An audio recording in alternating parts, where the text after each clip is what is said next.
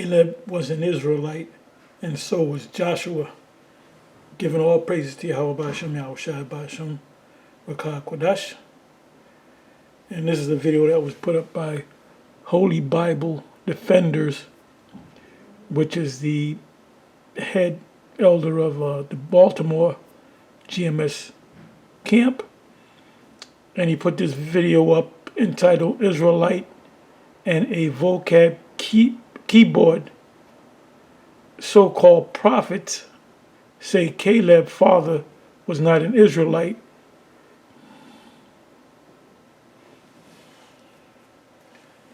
Now, when vocab first came on the scene and confronted us, I would say 2016. So we're talking almost 5 years ago. Me and him kind of got into it on the comment section of one of my videos that's long been taken down. And he said that Caleb, his thing is, his angle is, if he can get one heathen in the midst among the Israelites, that means all heathens could come into this under this blessing, which is not so. Anyway, I'm gonna just let you listen to this guy, and then I'm gonna, go give you a couple of precepts. Whom the world calls King, and who is Yahusha, whom the world calls Joshua? Who are they really? Who are they really?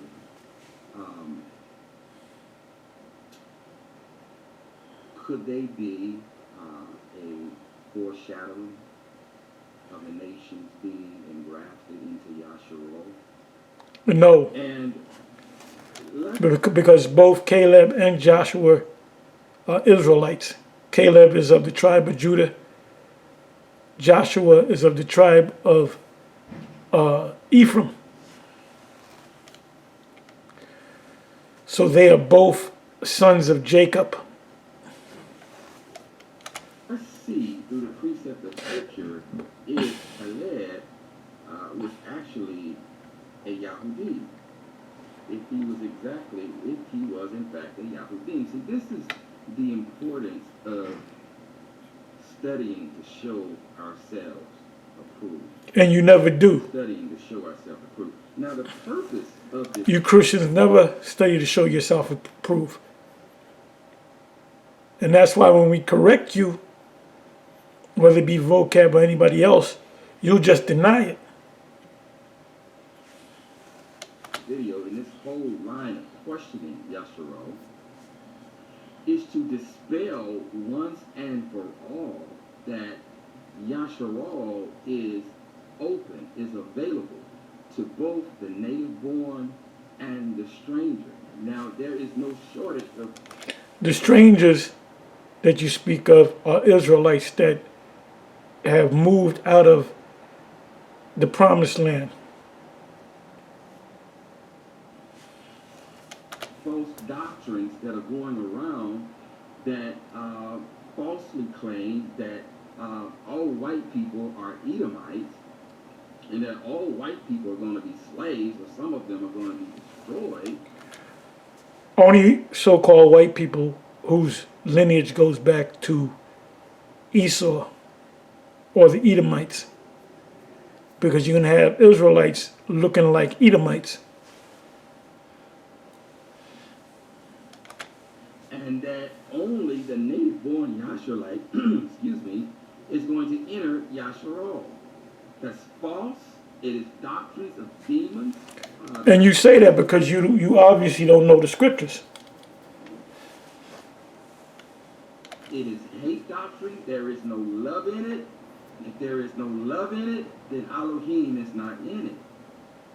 And so I want to explore this morning and show you how... Now he said Elohim. Elohim in the Hebrew is Elohim, which simply means the angels. The yum, or as he would say, the yim, is plural for the word Allah, or Allah Yah, Allah, which is angel. So the Elohim or the Elohim are referring to the angels, not the Most High. And Yahusha,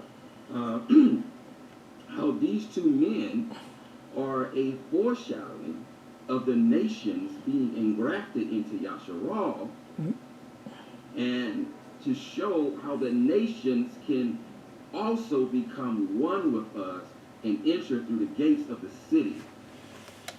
They're not going to enter into the gates. Now you have the elder of Baltimore GMS, break down what he said to show in the scriptures that these two men, Caleb and Joshua, were in fact Israelites.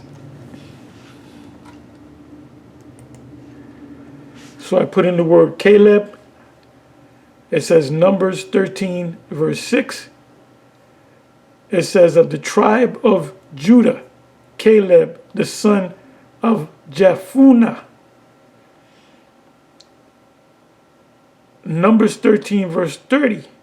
And Caleb stilled the people before Moses and said, let us go up at once and possess it, for we are well able to overcome it. Numbers 14, verse 6. And Joshua, the son of Nun,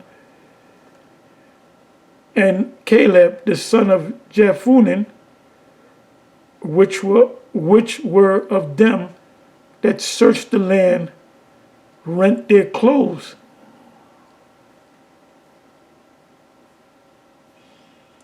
'24th verse, Numbers 14. But my servant Caleb, because he had another spirit with him, and hath followed me fully, him will I bring into the land whereunto he went, and his seed shall possess it. So now let's click on Numbers 13, verse 6. This is an easy lesson. I didn't have anything to speak on, but so this video popped up. So it says here, let me start from the first verse. This is after leaving Egypt, which is Mizraim, them being in the wilderness, and them going to take the promised land, which is the land of Canaan. It says, Numbers 13, verse 1, and the Lord power spake unto Moses, saying, send thou men that they may search the land of Canaan, which I give unto the children of Israel. Of every tribe of their fathers shall ye send a man, every one a ruler among them. So you had Levi, which was not involved in that number, but the other tribes, Dan, Asher, Naphtali, Issachar, Judah, which the man that represented Judah was Caleb.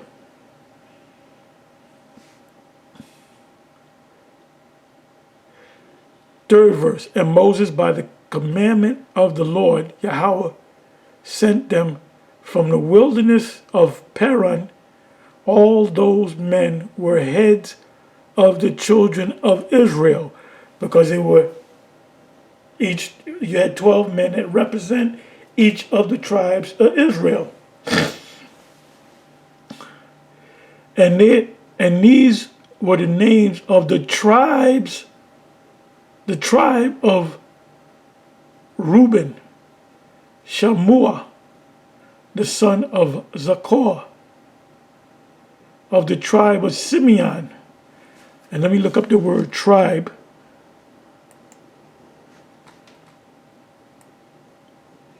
You Christians are too easy.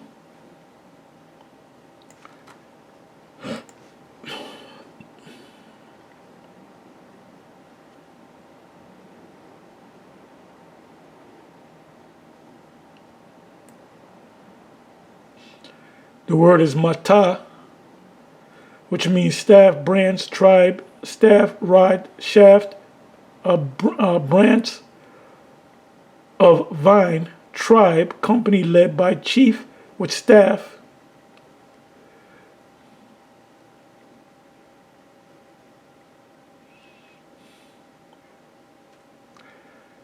So tribe is really from, you have what's called a family tree.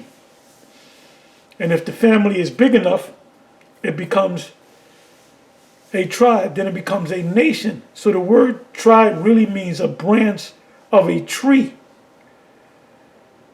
So if Israel was an actual tree, you would have a one branch representing Judah. You have another branch representing Benjamin. You have another branch representing Issachar. You have another branch representing Dan. You have another branch representing Gad. But they all stem from the tree, and underneath the tree is the root.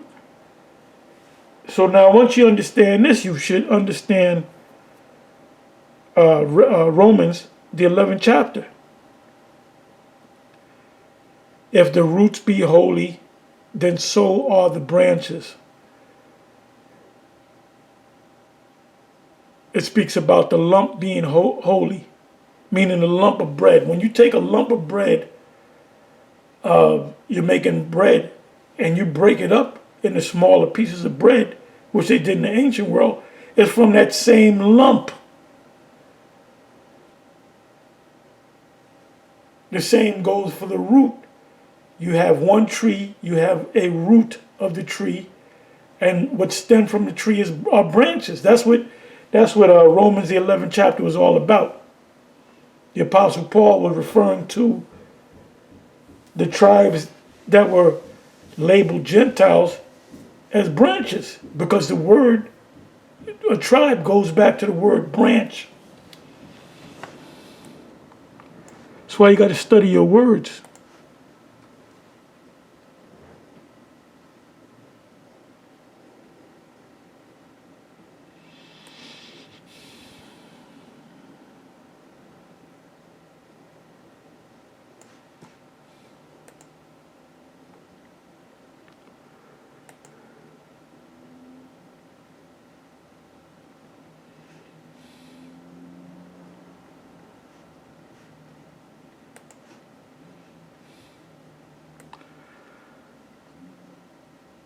So when you go down to the 6th verse of Numbers, 13 verse 6, of the tribe of Judah, Caleb, the son of Jephunneh.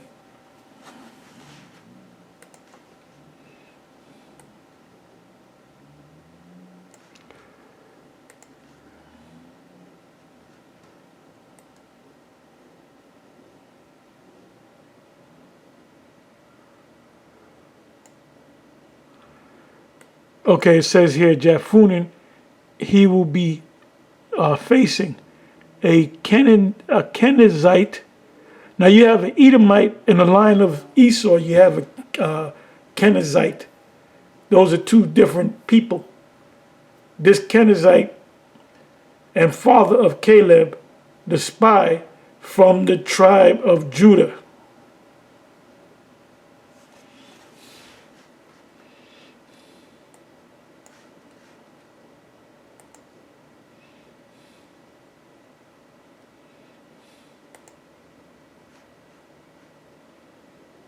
Now let's deal with Joshua.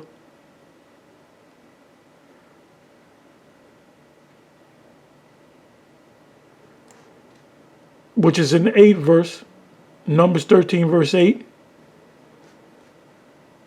Of the tribe or branch of Ephraim, it says O'Shea, which that's the true name of our Lord Yahushua.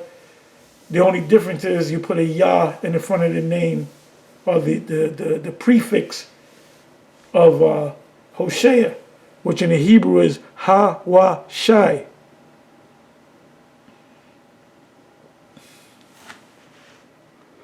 Which Moses gave Hosea or Hawashai, he put the Yah in the front of his name, the prefix. So therefore his name was Yahawashai or Joshua.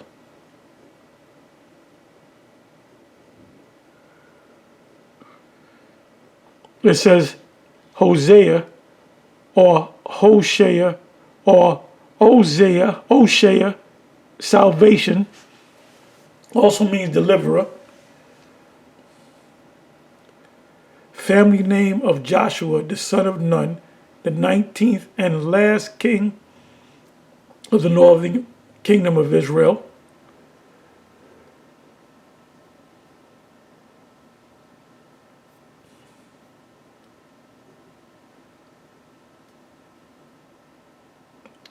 Now, if you do, I'm not going to go through it, but his family, his father, Joshua, his parents gave him the name of Hawashai, and it was Moses that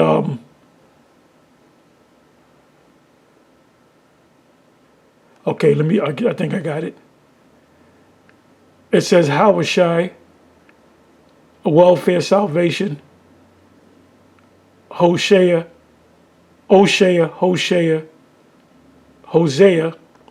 This was the original name of Joshua, the minister and successor of Moses as leader of Israel. But it was Moses that placed the Yah in front of the name Hawashai.